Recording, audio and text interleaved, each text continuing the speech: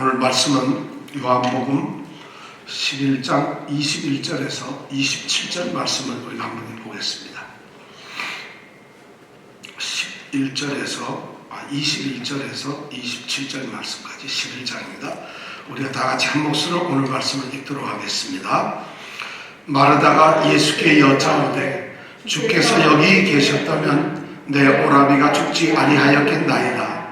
그러나 나는 이제라도 주께서 무엇이든지 하나님께 구하시는 것을 하나님이 주실 줄을 아나이다. 예수께서 가라사대 내 오라비가 다시 살리라. 마르다가 가로되 마지막 날 부활에는 다시 살 줄을 내가 아나이다.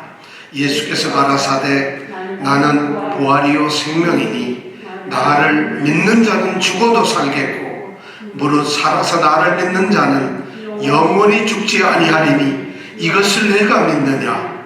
가로되 주여 그러하매다. 주는 그리스도시요 세상에 오시는 하나님의 아들이신 줄 내가 믿나이다. 아멘. 오늘 말씀의 배경은 이렇습니다. 베다니라고 하는 이제 마을에서 일어난 사건입니다. 베다니는 예루살렘 성 동쪽편에 감람산이 있습니다. 동쪽편에 감람산이 있습니다.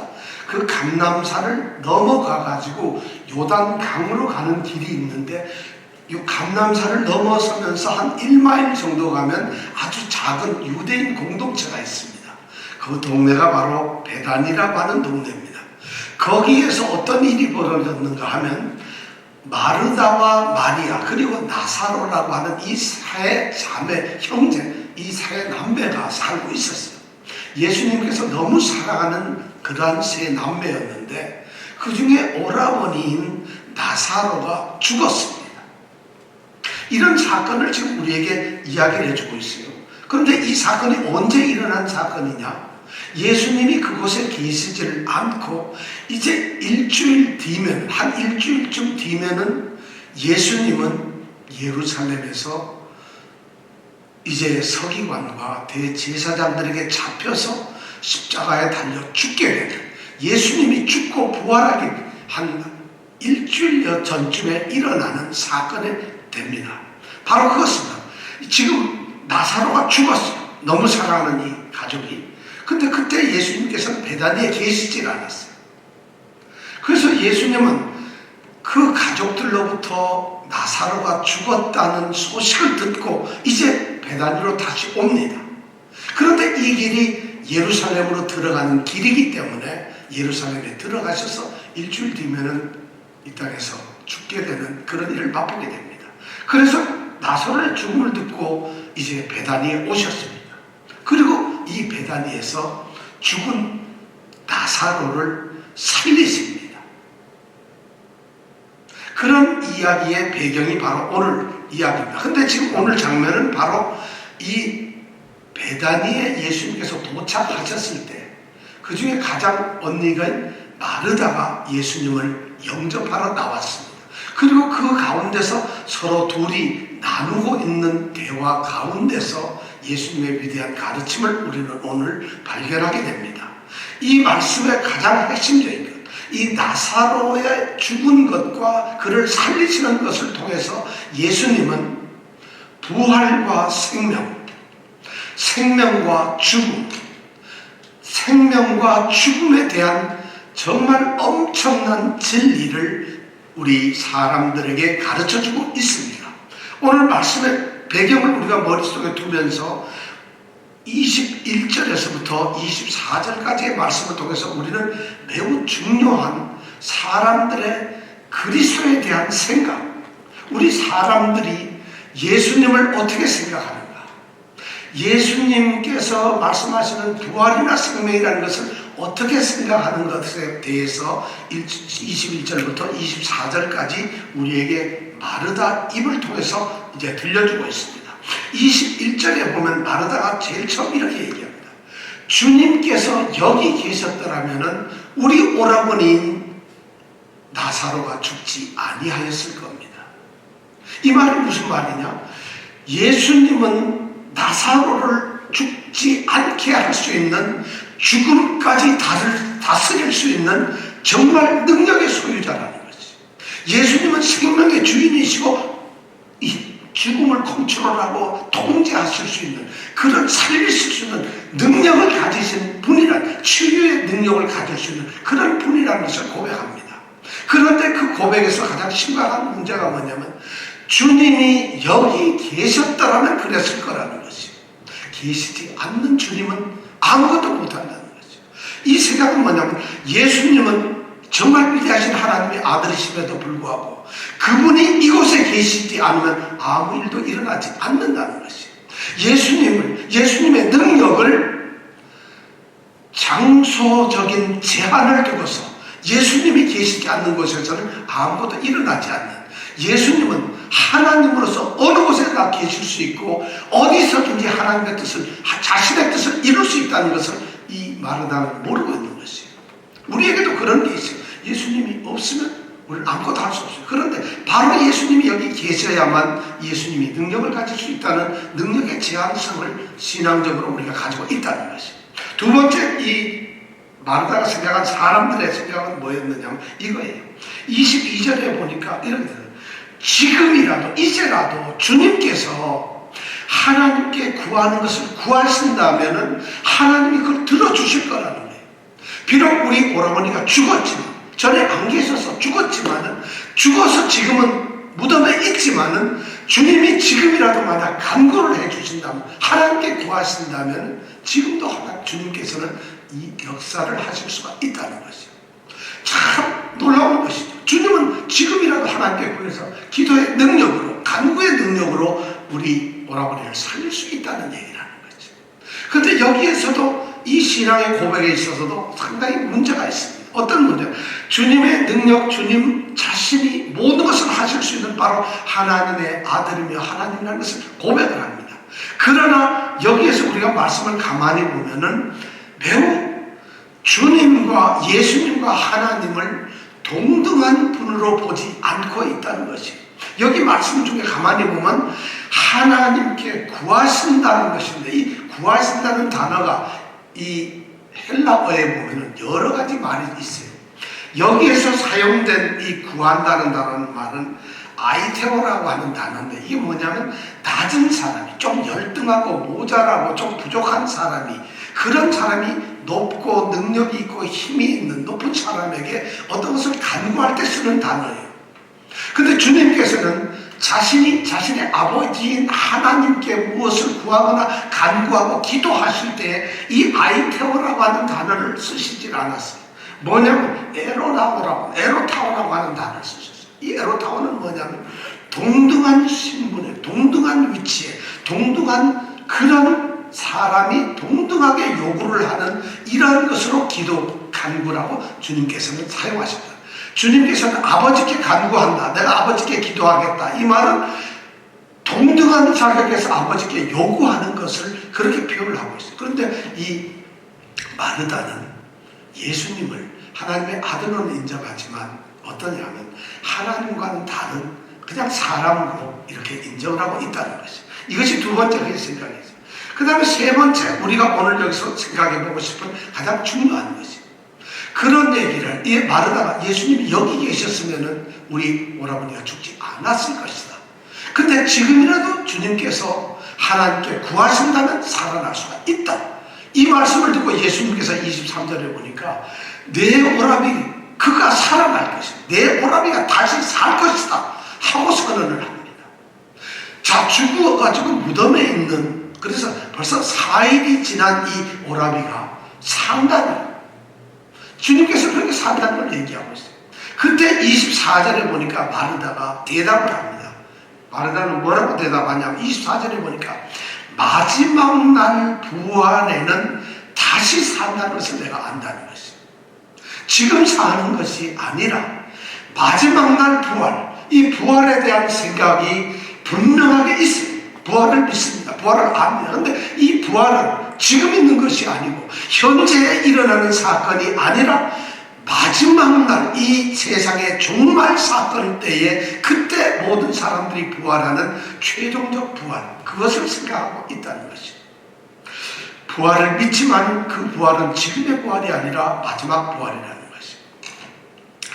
하긴 그 당시의 사람들 중에서는 부활을 믿지 않는 사람들이 너무 많았어요. 근데 놀라웠게도 유대인들 중에서도 부활을 믿지 않는 사람들이 많이 있었는데 어떤 사람들이 믿지 않았느냐? 놀라지 마세요. 사두개인이라고 하는 사람들, 사두개인이라고 하는 집단이, 그 집단에 소속된 사람들은 사람이 부활한다는 것을 믿지 않았어요. 그럼 사두개인이라고 하는 집단은 뭐 하는 사람이냐? 예루살렘 성전을 다스리고 관리하는 사람들이에요. 예루살렘 성전에서 하나님께 제사를 드리는 제사장들, 서기관들, 그리고 그 성전을 관리하는 사람들, 이스라엘 이 백성들을 지도하고 다스리는 지배계층의 사람들, 이 사람들을 사두개인이라는데, 그런 당시 유대교 종교의 지도자들이, 최고의 지도자들이 부활을 믿지 않고 인정하지 않는다는 것이, 쉽게 말해서 부활의 신앙이 없다는 것이. 오늘날로 말하면 목사님들이, 장로님, 권사님, 집사님들이, 종교 지도자들이 믿지 않는데 부활을 인정을 하지 않는다는 것이. 지금 그런 상황에서 이 마르다는 부활을 고백하고 있는 거예요. 마지막 날에는 부활한다는 것이. 굉장히 부활을 믿지만은 한정된 시간적 제한을 두고 지금이 아닌 마지막 부활을 믿는 그런 것을 고백합니다. 어쩌면 우리도 이런 부활신앙에 대한 고백을 가질지 모릅니다. 우리 모든 성도들, 오늘날 성도들도 우리 집사님 부활 믿습니까? 믿습니다. 마지막 날에 우리는 반드시 부활합니다.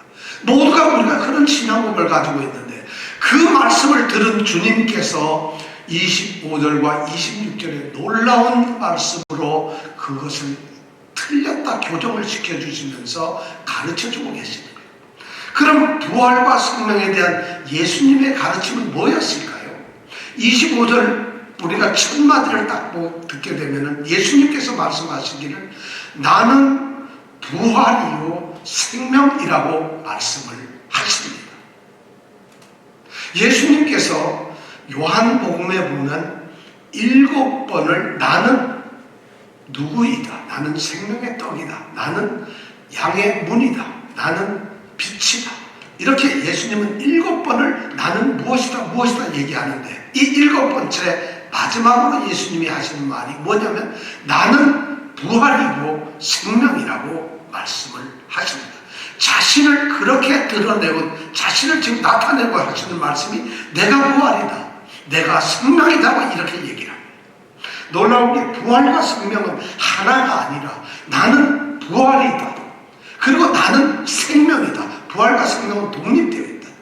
그러나 이 부활과 생명은 독립되어져서 따로따로 있는 것이 아니라 함께 있는, 서로 끈을 내야 끊을 수 없는 관계에 있다는 것이죠.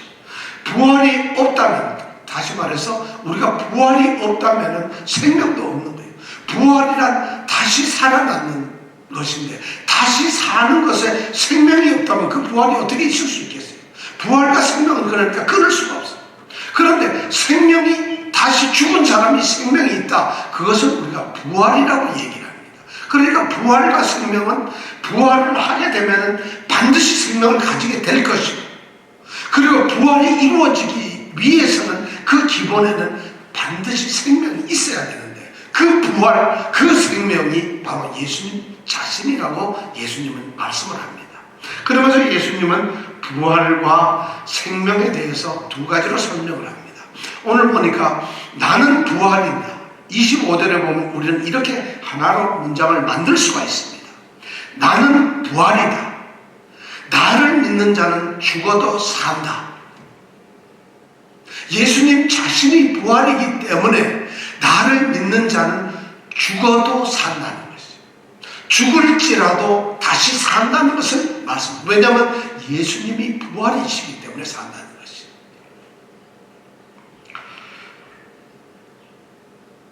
예수님은 나를 믿는 자는 내가 죽지 않게 만들어 주겠다, 이렇게 말씀을 하지 않아요. 내가 죽음을 피하도록 해주겠다, 이렇게 말씀을 하지 않고 모든 사람이 죽듯이 예수를 나를 믿어도 죽는다는 것이에요. 그러나 그들은 다시 살아난다는 것이에요. 왜냐하면 내가 부활이기 때문에. 그렇기 때문에 그들은 살아난다. 이렇게 지금 말씀을 하고 있습니다. 죽음을 피할 수는 없지만 나를 믿는 자는 부활을 한다는 것을 우리에게 우선 가르쳐주고 있습니다. 왜냐하면 주님이 부활이시니까. 자, 그렇다면 우리가 궁금한 게 있어요. 예수를 믿는 사람들은 부활을 했는데, 그래서 다시 살아났는데, 예수를 믿지 않는 사람들은 어떻게 될까요? 그들은 부활할까요? 안 할까요? 자, 이게 굉장히 중요해요. 자, 예수 믿는 사람은 부활하는데, 예수 안 믿는 사람은 영원한 멸망이니까, 첫째, 예수 믿지 않는 사람은 부활하지 않는다. 아니다. 예수 믿는 사람도 부활한다. 자, 어떻게 될까요? 여러분 생각 어떠세요? 어떨 거죠? 예수 안 믿는 사람은 부활하나요? 안 하나요? 네? 성경에 보면 여기에 대한 명확한 대답을 우리에게 말해주고 있습니다. 요한복음 5장 28절하고 29절에 5장에 가서 보면 예수님께서는 이렇게 말씀을 하세요. 무덤에 있는 자들이 다 주의 음성을 들을 때가 온다는 것이에요. 무덤에 있는 자라는 것은 예수를 믿었든 안 믿었든 죽은 자들이라는 것이에요. 그들이 전부 다 빠짐없이 주의 음성을 들을 때가 온다는 것이에요. 그런데 왜 음성을 듣게 되느냐 하면 선한 일을 행한 자들, 선한 일을 행한 자는 생명의 부활로, 악한 일을 행한 자는 심판의 부활로 나온다는 것이에요. 그러니까 믿든지 믿지 않든지 누구나가 부활을 하는 것이에요. 그러니까 믿는 자에게 주어진 것이 특권이 부활이 아니라 믿든지 안 믿든지 모두 다 부활을 하는데 그 부활의 형태가, 부활의 그 상태가 전혀 다르다는 것이에요. 주님께서는 나를 믿는 자는 죽어도 살겠다 할 때는 그들이 사는 것은 바로 이 생명의 부활을 이야기하고 있다는 것이에요.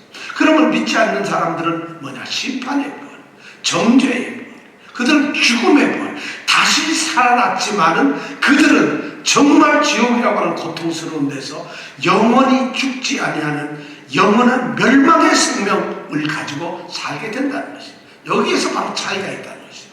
그러니까 우리에게 부활이란 너무 중요한 것이에요.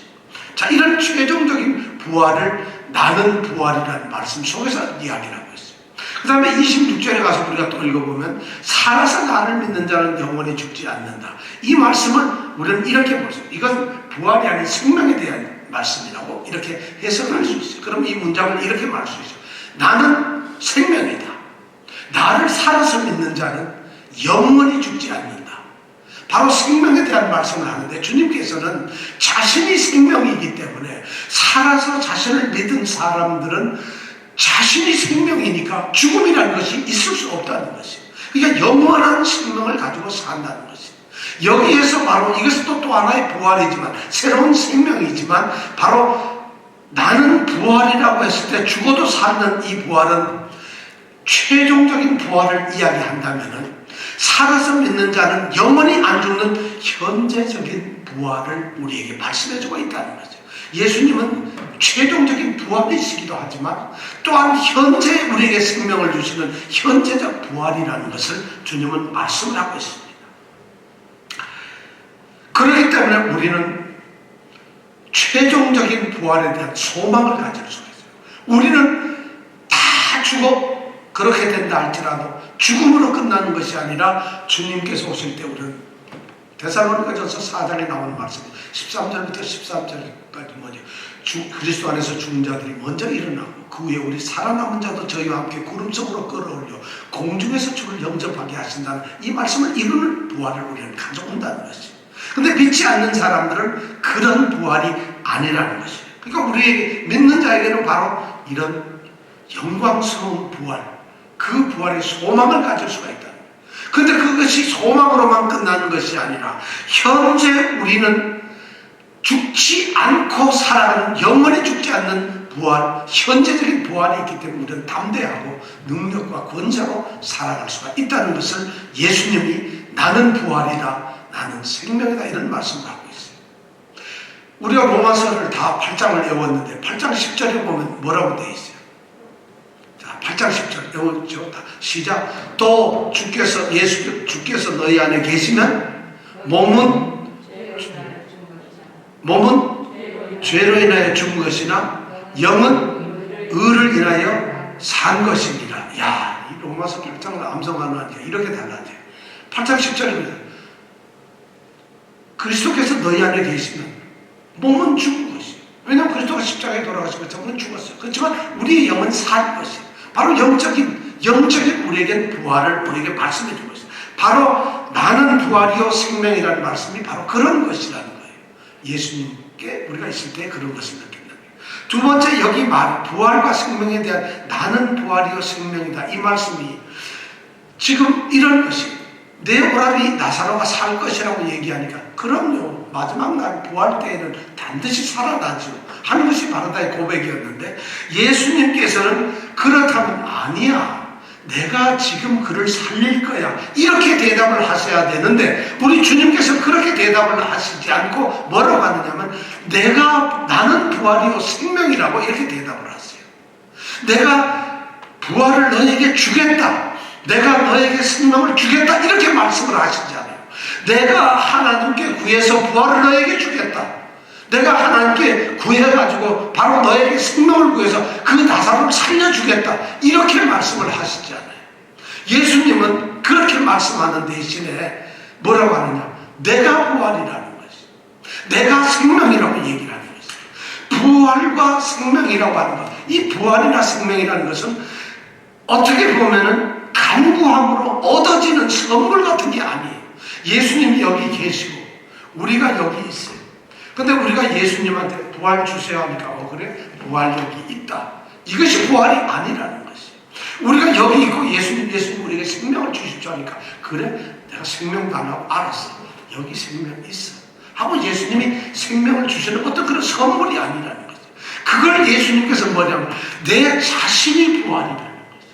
내가 생명이라는 것이. 내 자신이. 나는 부활이고 부활이 곧 나라는 것이. 나는 생명이고 생명이 곧 나라는 것이고, 예수님 자신의 존재가 바로 부활이고 생명이라는, 나눌 수 있는 것이 아니라는, 이 부활이나 생명은 어떤 제공되는 것이 아니라 예수님 자신이 부활이에요. 자, 그렇다면 우리가 부활을 갖는다, 생명을 갖는다는 것은 어떻게 해야 될까요? 예수님을 가질 수밖에 없어요. 예수님이 부활인데 예수님 안에 있어요. 그럼 우리는 뭐예요? 부활 안에 있는 거예요. 바로 부활이 되는 것이에요. 예수님이 생명이 있어요. 근데 생명이신 그 예수님 안에 우리가 있으면 그 자체가 생명이라는 거죠. 그러니까 여기서 중요한 것이 예수님이 우리에게 생명이라는 것을 얻다 하고 던져주는, 우리에게 제공해주는 그런 것이 아니라 자신이 생명이기 때문에 자신에게 연합된 자만이 그것을 가질 수 있다는 것을 얘기해요. 그럼 우리는 이 부활과 영생, 생명을 어떻게 가질 수가 있을까? 어떻게 소유할 수 있을까? 부활의 삶을 산다는 것, 생명의 삶을 산다는 것은 어떻게 할 것인가? 예수님은 거기에 대한 너무 분명한 대답이에요. 나를 믿는 자는, 나를 믿는 자는, 그 사람이 바로 사는 것이에요. 살아서 나를 믿는 자는 영원히 죽지 않아요. 나를 믿는 자는 죽지만 살아나요. 부활이 있어요.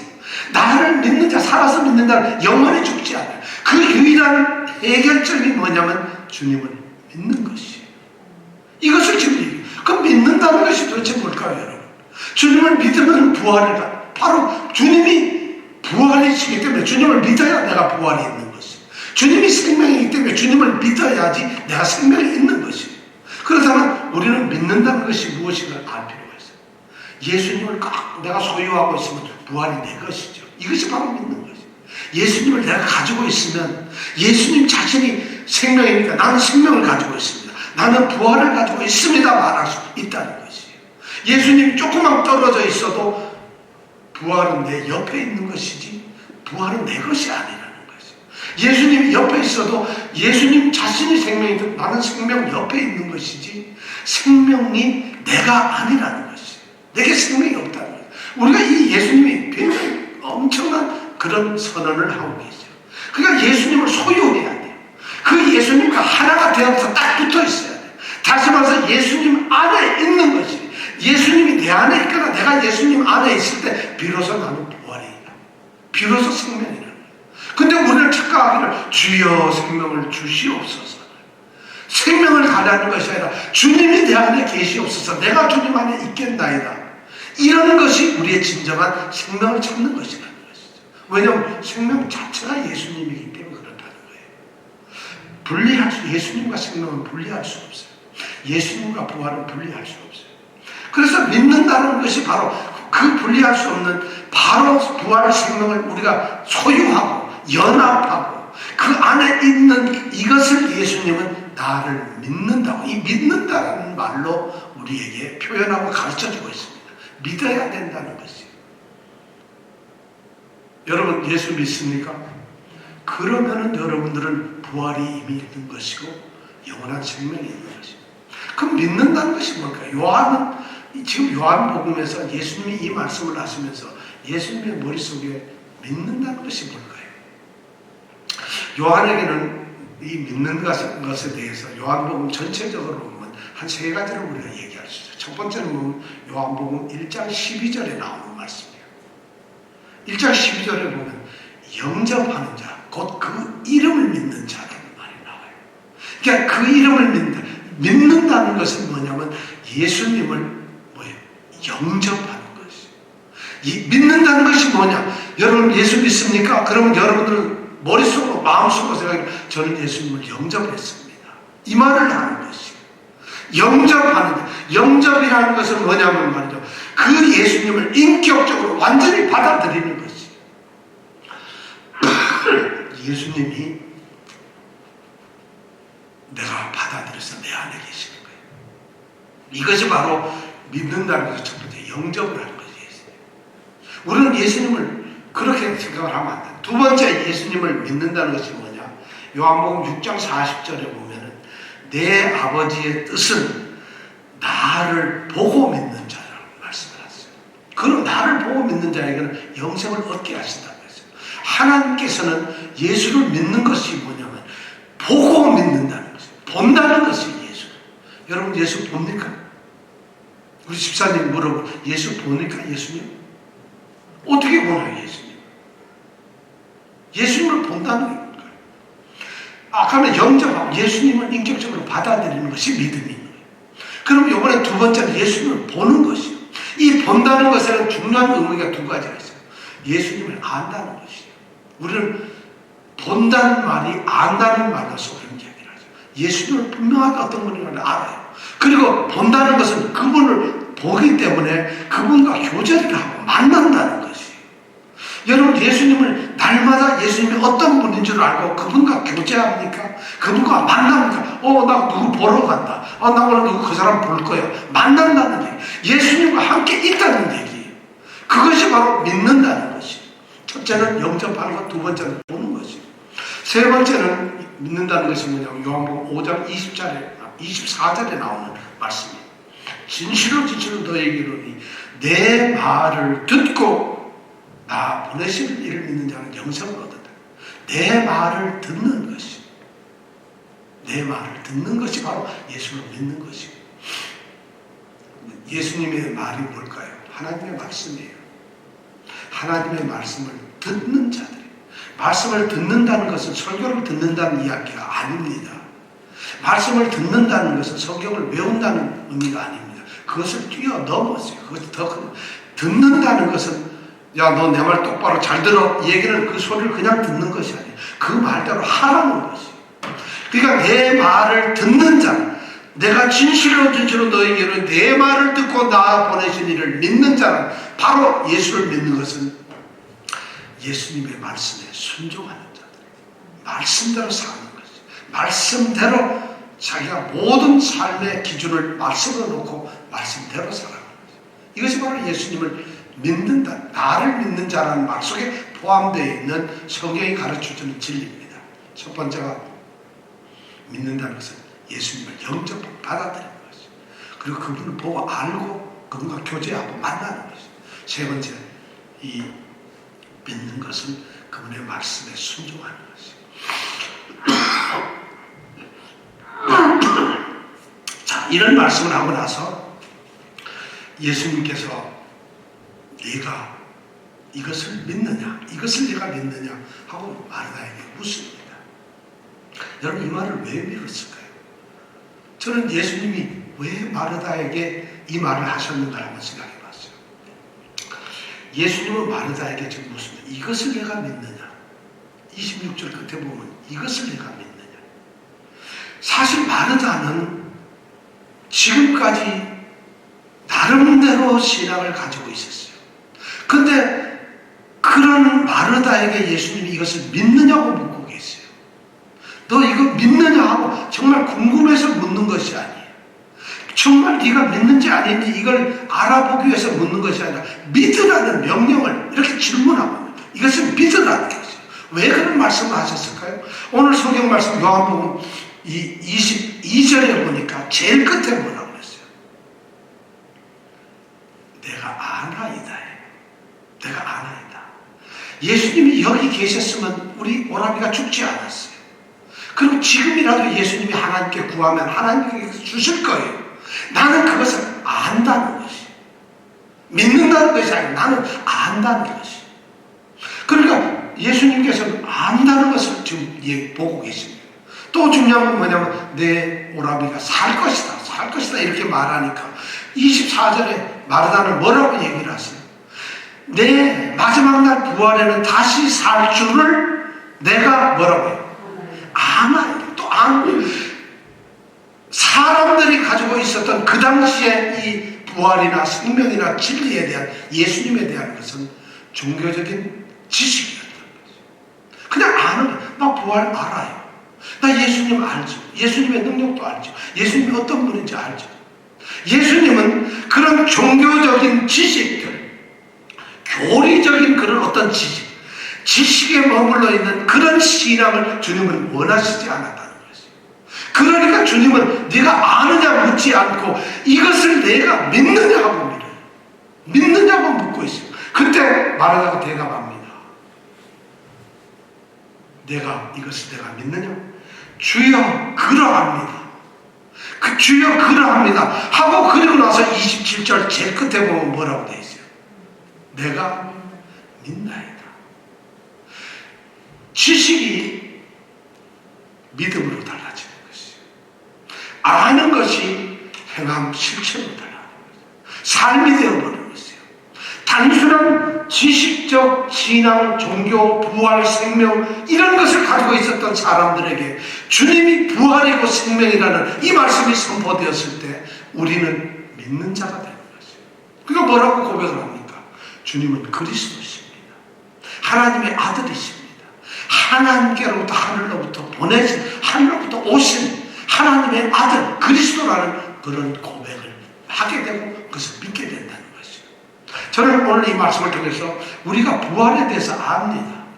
여러분, 부활하면 부활하신 이 아침에 이 부활의 기쁨, 소망을 함께 누리기 바랍니다.